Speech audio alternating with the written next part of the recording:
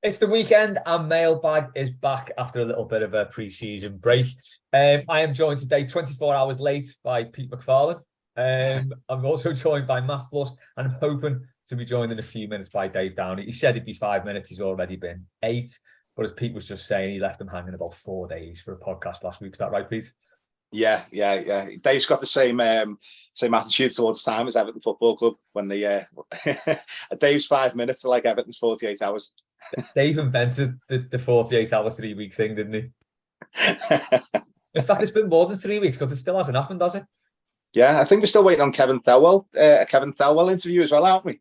Wasn't that meant to come out by the end of June? Yeah, they wrote back pretty quickly on that, didn't they? It's like when we said within the next 7 days, we didn't mean the next 7 days. It was like, yeah. I'm wondering if they actually said by June or whether they said by the end of the month. Because if they said by June, they didn't. They might not have said which year.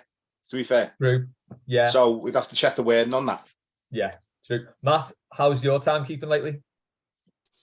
Yeah, it's got to be as ever. Yeah, I've got to be in a 50-person meeting at 8:30 on the dot, and I didn't know where it was on Monday, so I walked in there 2 minutes late. And if you've ever felt 50 pairs of eyes all turn and look at you, oh, yeah, I wouldn't be into that. So we'll get straight into the questions. Really, I'm hoping that this edition of Mailbag is going to make the ramblings of Ricky Lambert seem quite sane. There's some next level stuff going on there.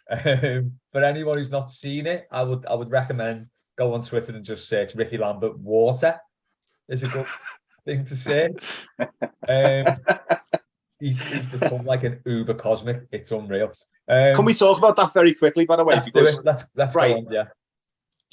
I put a tweet up before, and I was listening to what he was saying about this thing about if you shout at water and if you're really angry with it, it turns bad, and if you're nice, and it's the plot to Ghostbusters 2, isn't it? That's what happens with the slime in Ghostbusters 2. Is that they end up shouting at the slime, and then but if they're nice to it, they can move the Statue of Liberty. Yeah. So.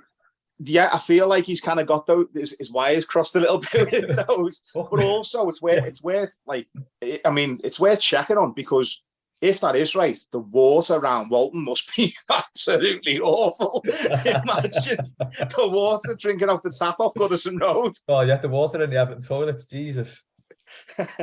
So Ricky Lambert basically watched Ghostbusters 2 and thought it was a documentary. Yeah, basically, yeah. He's got a thing about patents now as well. He can't go near the tape. He's got a big self-portrait of himself in his gaff, and he just will not look at it.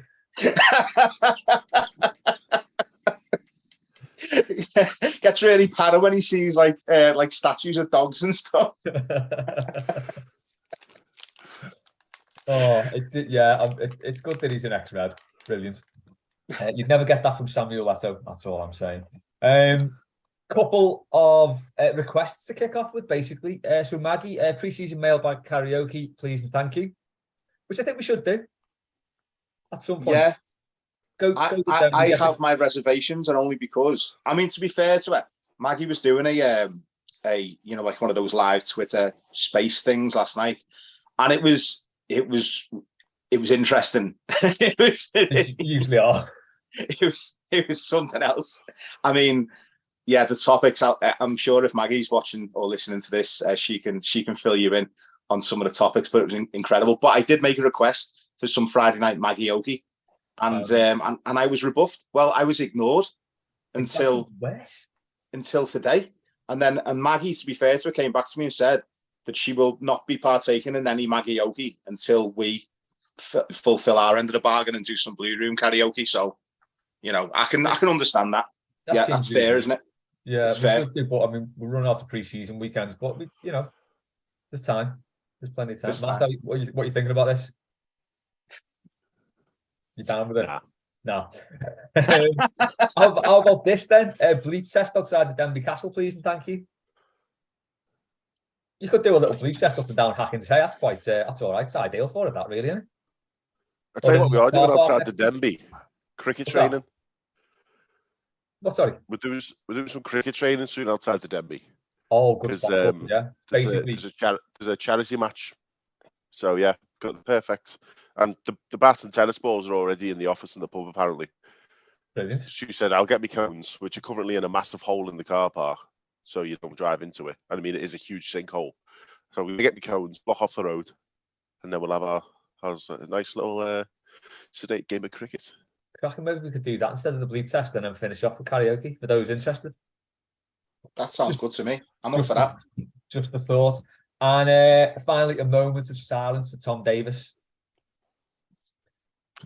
He's just taking his hat off there. Very, very respectful. It broke me heart to see him having like his own little one-man pre-season tour in Portugal. Yeah, same. So why didn't you just take the deal, lad? Breaks me heart. I'm hoping he goes and signs for Venezia now. Because seeing Tom Davies in those Venezia tops, it would just send me over the edge. I think he'd look outstanding. And imagine him in Serie B, like the second division of the Italian. He'd be the best player. Oh, he'd be unreal. So I'm convinced that's going to happen. You know, he'll go to Italy and he'll just absolutely boss it because it'll probably suit him down to the ground, like a little bit of a slower pace and all that, and he'll just end up like, and we'll all be fuming again all over again. He'll have like his own Gazzetta program and everything, won't he? It'd be sensational. Yeah. Can they bring back Football Italia if he does go there? Got to. Yeah, he's got to host it though. Yeah, absolutely. Definitely. Because that's what they did when Gazza went over there, didn't he? That was the making of Football Italia and like Paul Ince and all them. So if Tom Davies goes there and bosses it, and I mean, obviously we've already got Tomori and Tammy Abraham over there, but if Tom Davies goes there, it's kind of like what's next level? Yeah, 100%. I'd love that. The only problem with that though is we'll have to put up with more of that pervert Horncastle. Getting on people's case about saying Inter Milan. Oh God, insert that hipster meme. The theme tune now will be worth it. That'll be great to get back. Dun, dun, dun, dun, dun, dun, dun, dun. There you go, Maggie. There's your mailbag karaoke. Thank you. Good night. Right, first question, Liam. In a nod to Ashley Young, which veteran signing has pleasantly surprised you in the past? One for me has got to be Richard Goff. Yeah, Richard Goff. Richard Goff was incredible. I remember that. I was only quite young when we got him. He was brilliant. He was absolutely. One of the things that always used to impress me about him was when he jumped, he seemed to float in the air. I don't know whether it was just his timing or he had some kind of magic powers like Dyche has, where he's able to summon lightning, as Maggie said as well on Twitter. But yeah, Richard Goff was something else. It was unbelievable. I always remember a derby where our centre-half pairing was Richard Goff and Dave Watson. And it was like a combined age of nearly 80. And they were playing against like a young Michael Owen. And I think Owen ended up with like a bloody nose and all that. And I think we drew 0-0. But it was just going into that game, I was thinking, oh my God, this is like the Michael Owen of like when he was like 18, like really burning. Yeah. He was burning everyone off, wasn't he? And then Richard Goff and Dave Watson absolutely schooled him. Probably made him, to be fair. Yeah. It was, but yeah, Richard Goff was definitely one. Who else would I say? Nigel Martin was probably, you'd probably say he was older, but he was probably the best goalkeeper I've seen since Southall. Obviously, there'll be an argument with that with Jordan Pickford, but I think Nigel Martin was class. And then the flip side, you've got like David Ginola rocking up. Oh God, Ginola, Gaza, and Jesper Blomqvist. Was he that old or was he just a bit shit? He just had no knees. I think he was only about 26. Yeah, his age was 26, but his knees were about 80. Everton only signed his knees as well. Matt, any veteran players? The obvious one's Gareth Barry, isn't it? At the time, I think I was one of the ones who was like, ooh, not sure about that. But I had a mate at the time who was a City season ticket holder, and she said I think one of the lads said on the weekly, he's one of them players that you don't realise how good he is until you actually watch him for your side in the flesh and what he does off the ball and the way that he did the little drop back and then splitting centre halves. Oh, bring that back, please. Just bring that back. But also, I mean, Goff was a bit before not before my time. I was only a little kid, so don't really have any memories of him. But Sylvain Distin, if you can call 32 a veteran, I mean, he's done a lot of seasons in the league at that point. He felt it at the time, didn't he? It did. And then we got what, 6 seasons out of him? It's just absolutely unreal.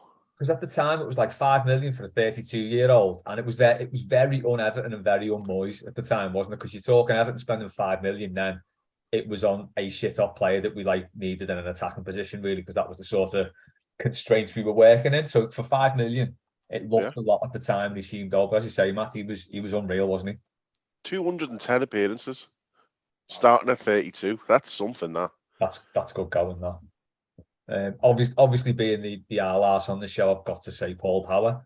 Again, I was only a kid when that happened, but I do remember him joining and asking my dad, who's this fella, and he was just like, oh, some old City player.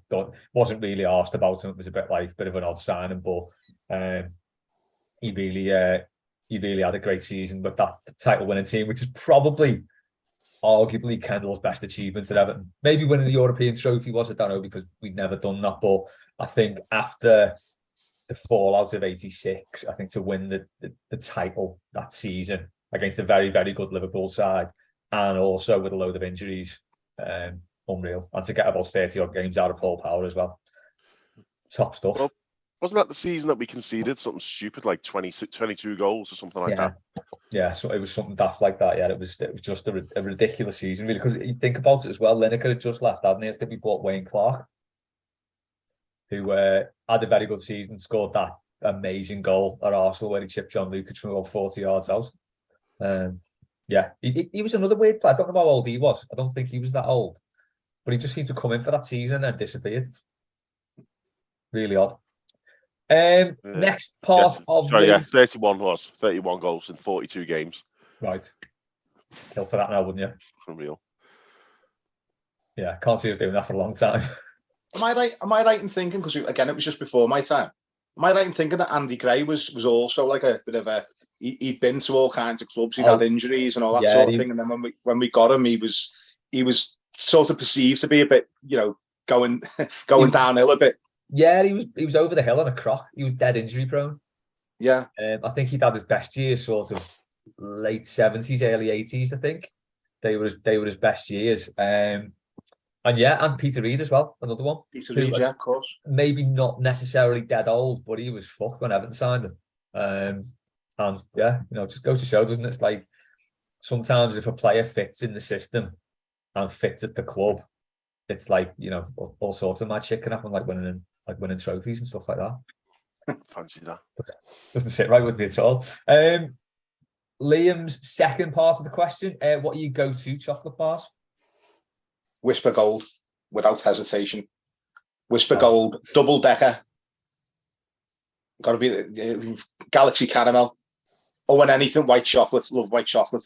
Basically any chocolate. Yes. Whatever you get your hand on first. Yeah, pretty much. Selection box is my answer. Matt? Quite partial to a Boost. Oh, a Boost. I forgot a Boost. Solid choice. Very filling. Can we say as well, Dime bars are very underrated? Or is that controversial? I love Dime bars. We just got a load in. They're so nice. Yeah. Or the massive bags from IKEA. Yeah. Yeah, that is phenomenal gear, that, isn't it?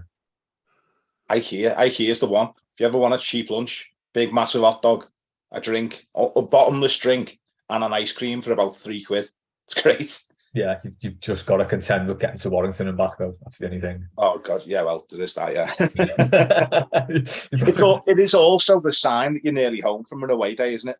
The IKEA sign. As soon as you see IKEA, it's like the welcome home sign, isn't it? That you're nearly home. Like, yeah, I think for us on this side, it's Cheshire Oaks. Oh, Cheshire Oaks, yeah. See the Cheshire Oaks sign, it's like, yeah, we're nearly back now. Sound. It's also weirdly probably the longest part of any journey that you do away from here. Seems to take forever to get to Cheshire Oaks, and then you're away. But, like dead weird. But yeah, on the way back, completely different. I saw a thing the other day. Someone put a picture up of a Spira, and Cadbury should never have got rid of them. Spira. Do you remember it? It was like there were like two hollow tubes of chocolate. You could drink your tea through them. Oh, unreal. You can still do that with a penguin. If you get a penguin, like one of the biscuits, and you bite off like opposite corners. Yeah. You can suck the teeth through the penguin, and it melts the chocolate. No, and you Aussies do that with Tim Tams, don't they? That's their version of a penguin, and no, they do that. I've never tried it with a penguin.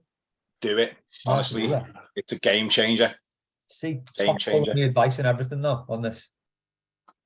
You're on my subject here, talking about chocolate. That's what people come for. Go for your life, mate. If you've got any more chocolate recommendations, just get them out now. Do you eat the bounties? Do you eat the bounties and celebrations? Of course I do. Yeah, bounties massively underrated again. I think so. Well, tastes like holidays and chocolate, basically. Tastes like holidays, yeah, exactly. Yeah, what's not to like? Where do you want bounties? Bounties are fine, yeah. I mean, they're always the last to go, aren't they? But yeah, I like the dark chocolate ones you could get. I don't know if you still get. I remember them in the red packet. Yeah, they were nice. They were gear them. Such a class, that dark chocolate. So it's chocolate for the discerning gentleman, isn't it? Dark chocolate. Reason chocolate chews then on that subject. Remember them? Hard work. Reason chocolate chew. There you go, Maggie. Maggie, more karaoke. There we go. She's got to be happy this week. Little Reason chocolate chews. You get them in like Pound Saver and stuff now, but they're amazing. You got like big packs of them, and they've got like a chewy caramel thing that but they're amazing. Is it too chewy, man? Stuck all up in your teeth, and they take like just one square of it takes you about half an hour to eat. Yeah, because as you're chewing it, it doesn't really break down. I don't know what they're made of. Like, I've got a question from Maggie, also on the subject of food. Do you think Sean Dyche is a rösti or a fondue man? I haven't got a clue what rösti is. I didn't. I'm from Bootle. I guessed it was something potatoey, which apparently it is. So Dan Vane had the right answer to this, and he said both, and then he showed us a picture of his Le Creuset fondue, which he found somewhere in London. London's just like that. You find all sorts of expensive gear just on the street. And yeah, he did potato röstis with cheese fondue. So I think that's the right answer anyway. He's doing both. I think he'd throw them both back. What's that? What's that? It just looks like a big hash brown. Yeah. I think they should send it back and ask for a hash brown. Yeah. He would, wouldn't he? Yeah. Yeah. I think he'd be like, none of this nonsense. Just what's this tiny little... Yeah. Give me a proper hash brown. I think that's what he'd be like. Yeah. And a big fuck off bowl of cheese. Yeah. So Allardyce would have been happy with a pint of cheese. Different bits of cauliflower in it. Yeah. Just a pint. Do you know what? I could probably do that myself, to be honest. Mike's asked, have you ever overheard anything less exciting than Jonny Evans?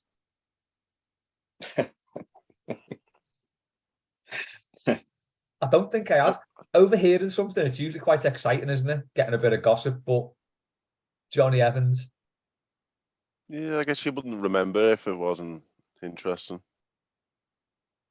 Yeah. There is that. I mean, I've overheard some things where I've just like cringed myself into non-existence. Like, I remember I used to work in St. Helens. I used to get the train every morning, and you know, I mean, I'm not slating anyone for any work that they do, but you know, like when you get like the salesman who, or like, you know, the what you call them, like chuggers, I think they call them, yeah, where they you know, try and get you to buy shit on the you know, on the streets or whatever, and they try and approach you during your lunch break when you're in a rush, and like really annoy you. Yeah, so I remember there was obviously like a training session going on at the back of the train as I'm going on, and this lad's like trying to like G up the, you know, his new recruit sort of thing, and he and he goes, he's talking about like hard work and like, you know, you've got to work hard and you've got to do this, you've got to do that. And then he comes out with this line, it's not all Ferraris and champagne. And I was like, it's not for you either. So why are you lying? It's like, you've got a 3-piece suit from River Island, mate. You know? There's nothing wrong with that, by the way. but don't talk to them about Ferraris and champagne as if you'll get there one day. No one's ever gone into the chugging game for Ferraris and champagne, have they? But it was just like, you're like, when you just think, oh mate, what if I just overheard there? That's like the flip side of Sir Captain Tom, because that was all Ferraris and champagne, but shouldn't have been. Kind of the flip side to that, isn't it? Yeah. Yeah, I'm trying to think of some like sort of really mundane stuff I've overheard, but as you say, Matt, you probably wouldn't remember it, would you? You probably overhear so much mundane shit. It just goes straight through, yeah. Probably a lot of our podcasts mid last season when we were all totally depressed and hating everything. Trying to talk through another shit game. Just like being in a pub, but in a really miserable one. I don't know where Dave is. I texted him to say I hope he's all right, and he hasn't got back, so I hope he's all right. Maggie has said Sean Dyche went to Glastonbury. If he was camping next door to you, how would you approach him when asking if he's got any loo roll left? Probably maybe hunched over. I don't know. Maybe upright and clenching. Walking like John Wayne. Yeah. What day of Glastonbury are we on? That's a very good question. Was it specified? Because if it's early on, I think I'd feel more confident asking. But like later on, you'd be risking it, wouldn't you? Do you know what I mean? No. If it's early on, you've already run out of bog roll, then he's going to read you the riot act, isn't he? Yeah. He's going to give you a lecture about not being prepared. Yeah. But like, so are we saying like midway through would be the ideal time? Because at the end, he's just going to be annoyed that you're asking for his, isn't he? I imagine sheets of bog roll are like biffed as in prison by the end of a festival. Just single sheets, that's all they're getting. You probably have to offer something for trade, wouldn't you? Yeah. Like chocolate bars, yeah.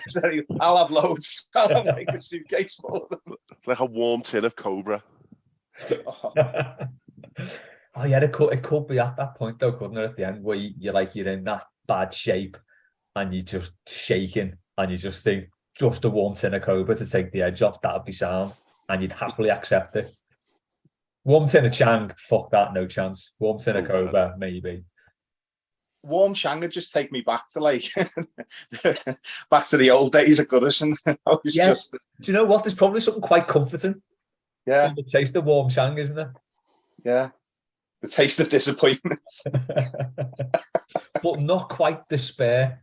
Yeah, absolutely, I think the taste of despair is a cold pint of cause for me now. The taste of mediocrity, should we say? Yeah. Of comfortable mediocrity. Yeah, there's no mid-table bevy like warm Chang. Yeah. Right, lads, we will call time there. We'll be back in part 2 in about a minute.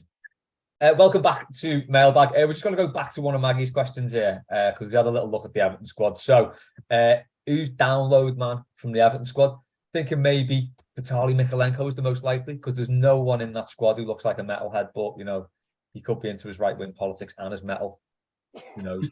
That's a massive aspersion to cast on him, but, you know. Matt, you have someone else as well? Jimmy Garner might fancy a bit of metal, mightn't he? Yeah, it's a good shout there. Yeah, I was thinking that. He could definitely. I was gonna say Mopey. I reckon Mopey likes Europop. Do you reckon? Yeah. He definitely wears a few like different rings in one of his ears and like his nose as well. Tell you what, did you see that penalty yesterday as well? Peach, wasn't it? Gonna change his Everton career trajectory. That. Yeah, absolutely. I thought he tripped over. Hit it by accident. Yeah. Speaking of trajectories, did you see some of his shots though? Oh God! I think there was one thing that really annoyed me was one bit where Iwobi got the ball out wide, played it into the box, exactly where your striker should be running to, the front of the 6-yard box, and he's walking into the 18-yard box, and it's like, what is the point of view, really? Yeah, Matt, I could see Jimmy Bidston in Stairways in Birkenhead, definitely, if it was still there, because it looks like it's gone. That shows how long it's been since I've been to Birkenhead. Anyway, next up, we have got another one from Maggie. Now that we know Sean Dyche can literally summon lightning, how long until the power corrupts him? And how does he first unleash his evil? He's a bad man. Look, I reckon he's got like a really bad man type of. Well, we've explained it a lot on here, haven't we? What he looks like and what he does personally. I don't know why. I just like every time we speak about it, I just got. I don't know whether it's a fetish of mine, as you know very well. I speak a lot about on this show, Les. But I'd like to see him in a dog collar, spiky one.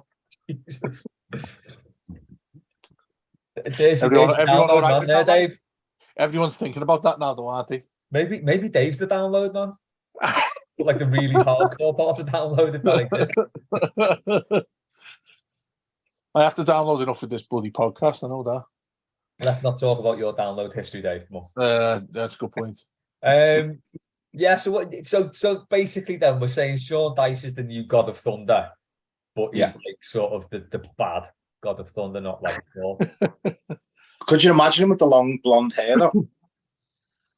You know, like the Thor hairstyle, like from the earlier films. There are actually any pictures of him anywhere with longer hair. I know obviously he was at Watford for decades and wherever, Northampton or something, wasn't he? But are there any actual photos where he had hair? I think he's always had that haircut, hasn't he? He's not bald though, is he?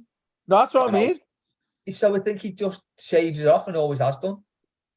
I'd love the luxury of that, you know, being so confident in the amount of hair you can grow that you just shave it off anyway. Yeah. Well, everyone in the community could just say to him, listen, mate, let it grow for like 9 months and like we all pay 50p or something. Hair and beard. Just grow it all out. Wouldn't it be mad like if you couldn't grow that? You know, the way he has like a goatee? Maybe he has that because he can't actually grow the beard hair on his chin. So if he grew it out, he'd just beat Alexi Lalas. Maybe that's what it is. Are you loving all of these US football shouts, aren't you? I know, yeah. Bring it on. Yeah, gonna have MLS crazy, yeah. Brian McBride and all that. The only picture I can find of Dyche with hair, he's got like a ginger flat top. Oh my God. Well, there's the picture. Very on brand, isn't it? There's this week's picture. So what were we calling it? I've forgotten already. Dead Poets, nearly Dead Poets Society. But we absolutely can't call it that. And I'm not saying it. All right. As you've got a lot of editing to do there, you know, mate. I know, yeah, you pay. Let's not talk about that. So we don't have to edit this bit either. Who's Sean Dyche got him and Lisa lightning bolt on? This is really quite tricky because of that. I can't really think of anyone who he really seems to dislike or. Well, I'll be honest though. Sean Dyche is probably the only manager who would force the players to go out and train in a lightning storm. So it was pretty much everyone. With fully grown socks though. You know, have you ever seen dodgeball? And it's like if you can dodge a wrench, you can dodge a ball. That's like Dyche, but with lightning. It's like, was it you saying that to me on Twitter the other day? Did you say that on Twitter the other day about that? Something's destroyed dodgeball. I don't think it was you actually. I can't remember. Someone was saying about dodgeballs being destroyed by what's going on at Everton. Saying, I'd just love them to wear the kit. And I've got to say it, Les, it was all leather as well, wasn't it? Yeah, it always is with you, Dave. Are you going to say something about Dyche, like throwing lightning at someone? Matt. John McGinn. Because he had a pop in his coat. Yes, he was. He had a pop in his coat, didn't he? Yeah. He would. He'd lightning bolt John McGinn. Or maybe he just lightning bolt. What's that? Klopp. Do you remember when he chased after Klopp down the tunnel? Klopp chased after him. That, yeah. Klopp chased after him, and then Dyche just stopped and went, "What?" And Klopp froze. Didn't he? What? Nothing. Okay. I'm what? Oh, I've got to say there was some absolutely terrible patter theft on Twitter the other day. So we were talking about I will any excuse to talk about the Argyle taxi queue in Birkenhead. It was the most dangerous place on planet Earth, and I said to TKW, "Sorry, mate, I can never remember how your name goes." But anyway, He'll know who it is. And I said that, that was the Argyle taxi queue was the place where the phrase "fuck are you looking at" was invented for the most innocuous glance at someone. Because it was just one of those places where you had to look at the floor. I've had people staring down, like boring a hole into my skull with their eyes, and I won't glance up to them because I know what's coming. Fuck are you looking at, lad? Yeah. But then, so he made one of those blue plaques saying the Argyle tax keep Birkenhead. I basically said that where this phrase was invented. And then someone just nicked the picture, stuck it on Twitter, and got like loads of numbers on it.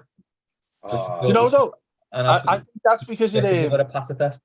Well, I was going to say that thing, that saying, it's proper old school, isn't it? Yeah. What are you looking at, lads? You don't hear that these days. But I remember that you'd always see it. It was always happening in school, and then on the bus. Do you know when you think someone's not getting on the bus, you like just put your finger up at them or something like that and think this is sound, this is nice and safe because the bus is going to get off, and then all of a sudden they'll run along after it and get in. Hanging on the side. Yeah, exactly. Yeah, that was always happening. You get it with the match as well. Anyone going in the bus just knocks fuck out. I mean, I don't know how they'll put the glass through, to be honest with you, because it's plastic, isn't it? It's plastic. It's not proper glass. Well, I think it is proper glass you get on the bus now, isn't it? Yeah, I think so, yeah. Back in the day, it used to be that just the plastic glass. But yeah, I've seen that. What are you looking at, lads? Some saying that, isn't it? I've seen a few times where people have tried that with a coach I've been on, and they've forgotten that there's a side door. So they think even loads, and next thing the side door, you hear the side door open, you look back and half the coach is gone. This is getting a bit dangerous, this now, because I know for a fact, when we're all meeting up or at the game or whatever, someone's going to say it and someone's going to think they're serious about it. Do you know what I mean? Yeah. So imagine me and you, lads, and we're like, fucking fed up, we've lost, and I'll be looking at, what are you looking at, lad? And then it just escalates. I reckon I could quite easily start an instance in the park end, Mate, yeah, but you'd have to do it before 70 and everyone got off. Oh, yeah, I'd do it at half time. Well, just before half time when everyone's going down to get a really terrible beer. Stephen's asked, Boris Johnson's WhatsApp messages have been delayed as he wasn't sure about the passcode. What's the lamest excuse you've come up with to try and not get in trouble for something? Oh, that's a hell of a question, that is a hell of a question. Yeah, I remember one time my mum had painted the door frame in ours. She'd like glossed it. Yeah. And I had like this fluffy jumper on or something, because obviously, why wouldn't I? And I sort of reached up to get something by it. And this jumper just sort of got attracted to it, and there's all sorts of hairs all over it. And she went a bit nuts, and she was like, "Can't believe you've done that." I was like, "It was the cat." Totally blame the cat. It was like how the cat would have got up there, I don't know. But yeah, she went a bit. I don't know why she went mad. It wasn't that big a deal. But yeah, I've got a really sinister one that normally I think about it and then think I'm not going to say it, but ultimately, Les, you drag me towards this show every time, and you've said something. It's not that long, but I've said that already, haven't I? About something else, and it's been ancient, like for ages. Anyway, I was about 14, let's say, in school, Hillside School in Bootle, and me and my mates, I don't even know why, but me and my mates started going to Bootle baths. And we go swimming and all that. And obviously, it was great when you went with your mates because you didn't have to wear a pair of ballies like you did in school and all that. So we go there and just like have a game of tick or something like that. You know what I mean? And have a bit of a swim and all that. Like. And I remember, I don't even know why. I remember buying a quite expensive pair of goggles. So like when we were playing tick and all that, I was getting under the water so no one could see me. It felt like I was boss and all that. Anyway. This is going to sound quite bad to people. Listen, I don't want it to make up any sort of impression people have, but they will do. So I remember seeing, obviously, people who were going for proper swims and all that on the lengths, and they have to fucking things up, so you have to stay in a certain length that you go up and down. And there was a lovely looking woman in there. And you can tell where this is going. Do you know what? Sorry, just before you go on there, Matt, you listen to podcasting as practice, don't you? Yeah. I'm thinking we should do that little computerized voiceover part of this. Yeah. And you need to send me this, whatever it is, anyway. Because if it sounds just like it's quite perverted as mine's going to sound now. So yeah, everyone's playing like a game of tick or whatever, or chasing each other in like where you can all have a laugh. And then the real the sensible side of the pool was there for like average age people to be swimming and all that. And this, I wouldn't say she's elderly, but she was, I don't know, maybe in 40s, 50s, and she was a lovely looking woman. And she's swimming up and down and all that. This is so bad, you might need to delete this, Les. But bear in mind this as well. Bear in mind, I was 14. Think of how much of like a lad at the age of 14. Let's be honest, like all of us are knocking one off at that age. You know what I mean? Oh my God, not in the pool, Dave. Not in the pool. No. I'm not saying that, mate. I'm not saying I started having a wank in the pool. Hang on, was your excuse? So anyway, this woman's swimming up and down and all that, like. So obviously I'd be belting new goggles. So I started doing it myself, like swimming up and down, but perhaps conveniently swimming behind her. Anyway, like obviously she didn't notice what I was doing, what intention I had at the time. And I thought, oh, this is sound this, I'm getting away with it, like, about 10 minutes later. And it was probably one of the most embarrassing things that happened in my life. This fella, what are they called, who sit there watching you swimming up and down? Lifeguard. Oh, lifeguard, sorry. Yeah. So he come up to me on the edge of the pool and he said, "Excuse me, mate." He said, "Can you just come here a sec?" I said, yeah. So like swum over to where he was and he said, you're gonna have to get out the pool. And I said, "Oh, why, mate? What's up?" And he said, well, he went, "I don't want to embarrass you, mate, but I can see what you're doing."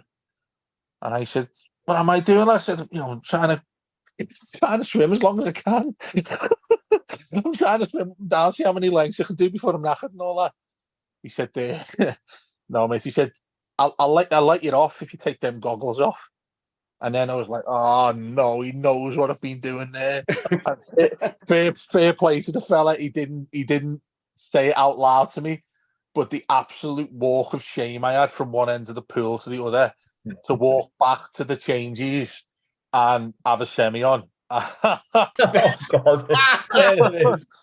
Mate, I honestly never felt that ashamed. Went to the toilet, and then obviously I'm in the not the toilet. That would have been bad, wouldn't it? In the showers, and then I looked out to the pool, and I thought, right, how do I get back to the changes there? I haven't had a shower without anybody seeing me. Do you know what I mean? So I put my head down, all that, and I started walking quite fast. I slipped on the floor. Mate. Honestly, it was like something off a sketch. It was just remarkable. And honestly, I exited the place. I had my hoodie on, fortunately enough, to just cover my head. And I thought, I'm never coming back here ever again. So that was when I was telling the lifeguard a lie. That I was swimming up and down the pool when I was really paving at some woman. Just doing lengths, mate. That's all. Well, it was a certain length, I know that. Oh, God. I was going to have to take out, do you reckon? I know. Just imagine I was doing the backstroke. Fucking hell.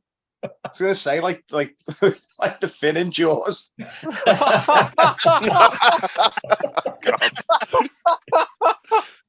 Yeah, really.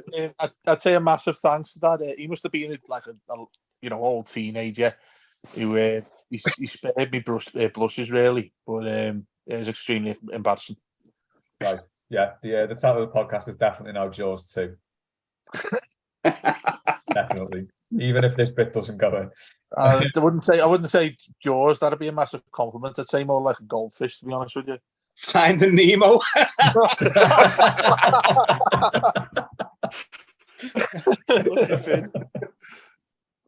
Has anyone else got any bad excuses? I mean, I don't think we can go any further than that. Really, we can just finish the pod now.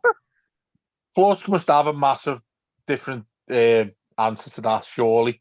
Well, a definitely different answer, but you know what I mean. You must have a belter of an answer to that. It's less of a crime.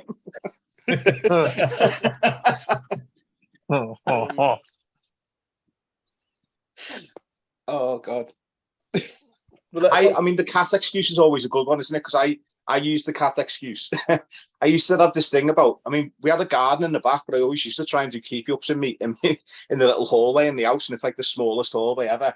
I feel terrible saying this, but my mum had these like lovely what do you call them now? Like statuettes, like those like really like posh ones that like. Oh yeah, yeah. And I hit.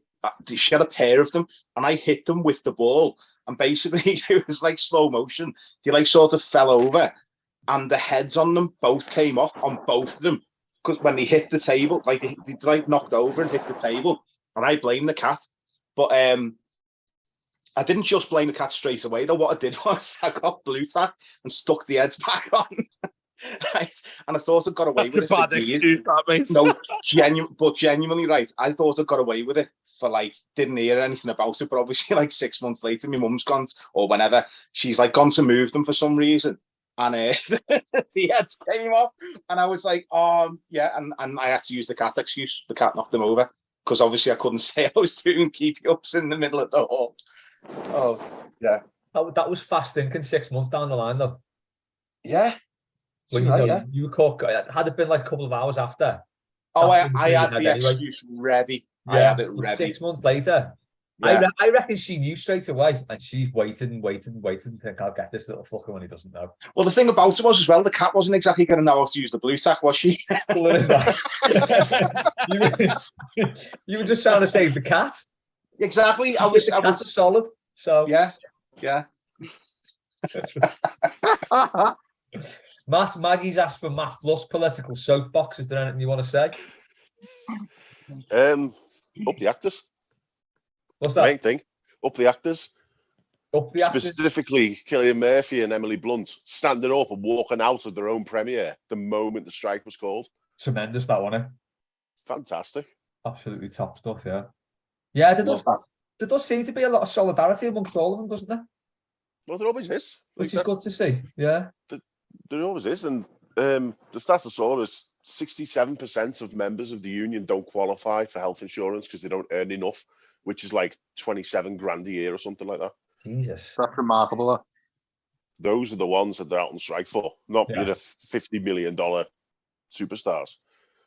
But yeah, but it takes the superstars. There's going to be no films next year. Mm-hmm. None. I was going to say it takes the superstars to make the impact, doesn't it? Did you see Ron Perlman as called out that producer or whoever it was who said something like they want to keep it going basically until the writers start losing their houses. And it was like, so he's called them out properly and basically said they're not the only ones who can lose their house. It's really quite sinister. Yeah, you have to delete it, because he basically said, "We know where you live." Yeah, pretty much. Yeah.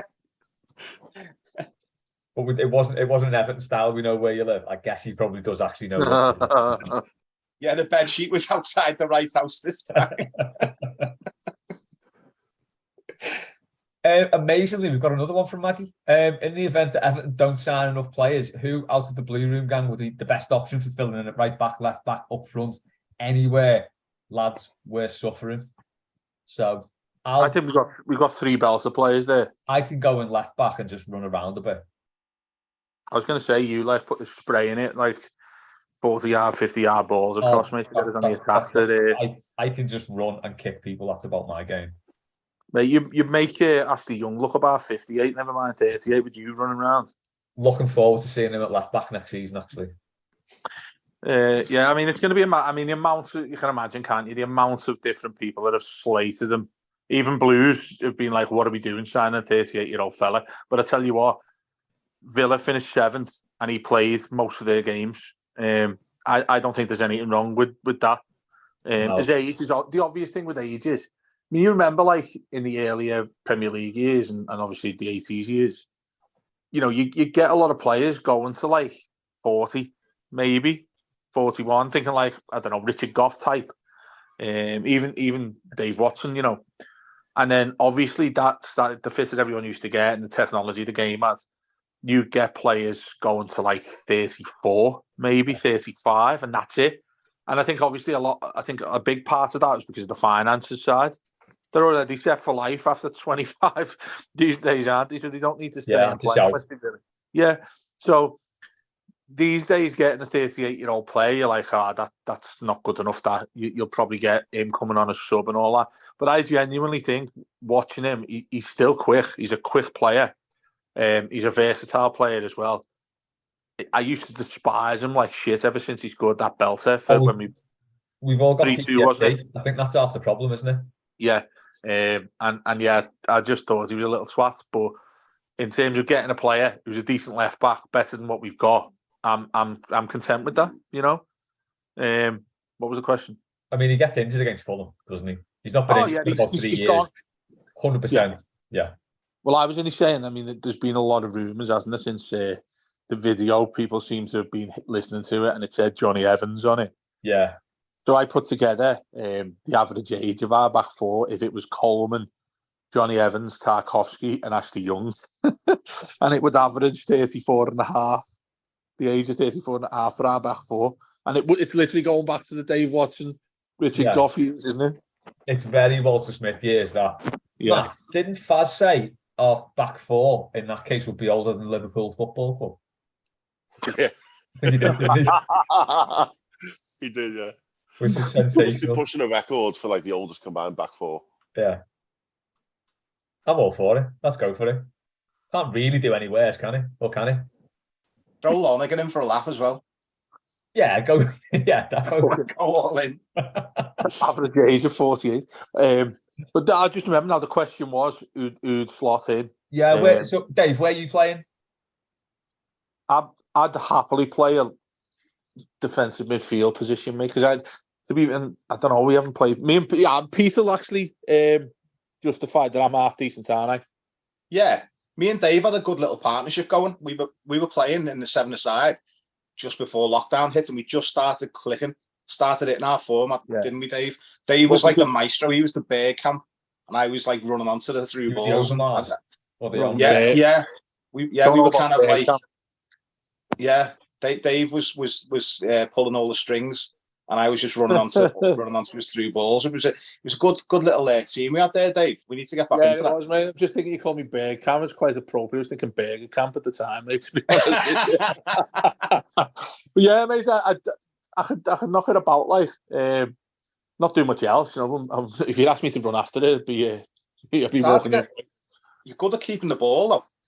It's hard. It's the first touch. The first touch is always on point, and then you've got a good turn on you as well, you've got the vision to pick out the pass.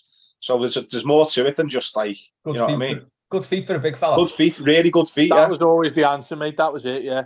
And the other side of it, the other thing as well is, I don't know if we can include Boylan on us anymore, but Paddy's a good player. Boylan might pop up in the next question, the final one. So, well, they also just to finish this, then you've got Mosey, who could have been a pro. He's top class. He's fast, and he's got everything you could want, really. As I reckon, a right winger. Yeah. Or either side, really, you'd want him, or even as a 10. Do you know what I mean? And then I'd throw you at one of the full-back positions, Les. And then I'd have Pete up front because he's lightning quick as well, or used to be. So I reckon we'd have a half-decent team, It's all up there, Pete. It's all up there, mate. I've got like half a decent, mate. I've got half a hamstring. That's my problem. When's the last time you used to play much, Matt? Huh?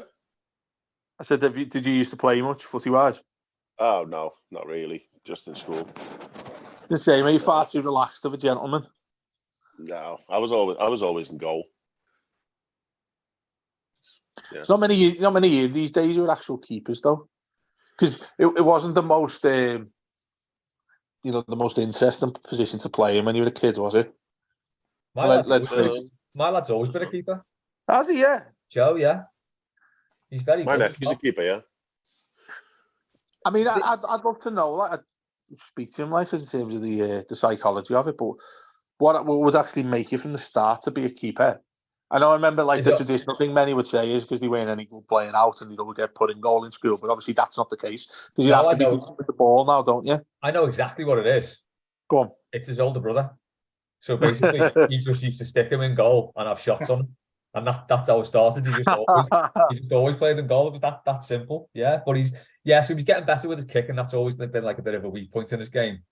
And it weirdly, it's what all the academies look for now. They're like, you just look for big lads who can kick it, instead of people who are technically like a decent goalies. It's quite frustrating because he's a very, very good keeper, but he kind of gets overlooked because he's not that big, although he will be. He'll be like 6 foot plus. And he's, his kicking hasn't been great, but it's getting much better now. So that's another thing that's come a lot more modern. Is like look at Pickford is a good example. You're always used to be big keepers. Do you know what I mean? Yeah. That always used to be like Big Nev. Obviously, you think back to like Schmeichel, Seaman, all of that. They traditionally were big lads, but they couldn't do much other than actually just throw themselves at the ball. It was the size of them in the way of the goal, really, that was being, the best thing that they had, the fastest that they had with the game. But nowadays, it's like the versatility people have got and how much movement they've got and how quick they are. That's gone a lot more modern, hasn't it? Yeah. So, obviously your lad will be doing all that, won't he? Just throwing himself at everything really quick and all that. The pace of the keeper is a lot more important now, isn't it? Yeah, that's the best part of his game. He's just pretty fearless, and he dives. You can't really teach that into someone. You either sort of naturally dive or you don't. We've got 7 minutes left. So, last question goes to Foxy. God, this could be fun.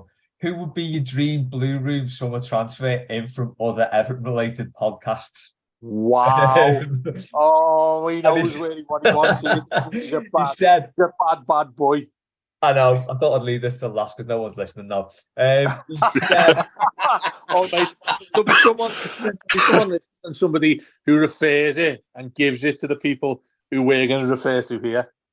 Oh, God, it's bound to happen. He said he won't ask about sales, but I think we've already transferred Paddy to the Athletic, haven't we? Yeah, he earns far too much money now as well. Yeah, I tell you who would have that Matt Jones off the Echo podcast. He's decent. Yeah, I would. It's made up me mention. Actually, we're going to get Joe on quite a bit as soon as I ask him. I think aside from our matters there, isn't he?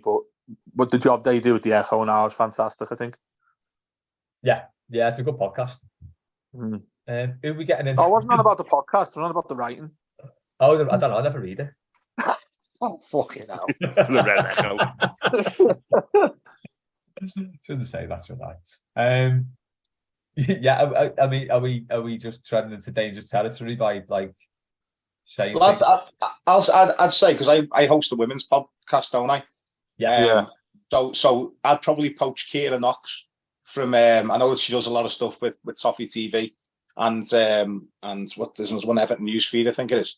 I think we'll be talking to Kira at some point, asking her if she wants to come on because she's young kid doing really well with what she does. Honestly, being serious, she's really good at what she does, and I think that she's got a good big bright future ahead of her. So, and obviously she's a big Evertonian. So I think if I could pinch someone for my women's pod, probably Kira Knox.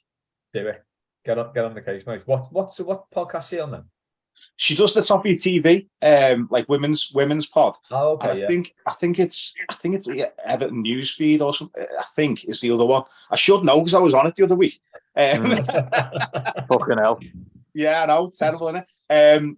But yeah. So she does great work. I think she does written pieces as well. But as a young kid, learning the trade, she does a lot of written stuff. And a lot of video stuff, and so if you're a fan of the Everton women's team, make sure you check out Kira's work as well, and hopefully we'll get her on the Blue Room soon. Is right, yeah. Get Ped and Baz in for old time's sake. I was just going to say that. The old days in the tower. Yeah, because I mean, I'd like to think that I always coined what Ped went on to do. He probably wouldn't agree with that these days, but when he was on the Blue Room and Baz was on the Blue Room, they're brilliant at what they do.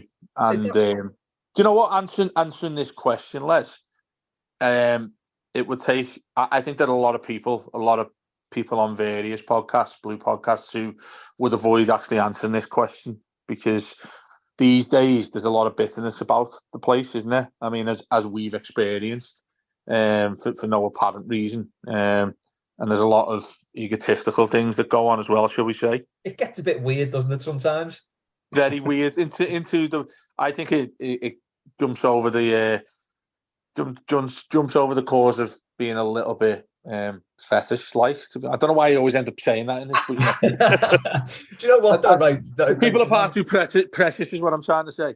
Yeah, exactly. I mean, I'm not really one to give anyone advice, because basically whatever I do the opposite and you'll be sound. But one thing I would say is, like, if you're gonna do stuff like this, just don't take yourself too seriously. Because it's like, you could rent any hat you wanted, I suppose.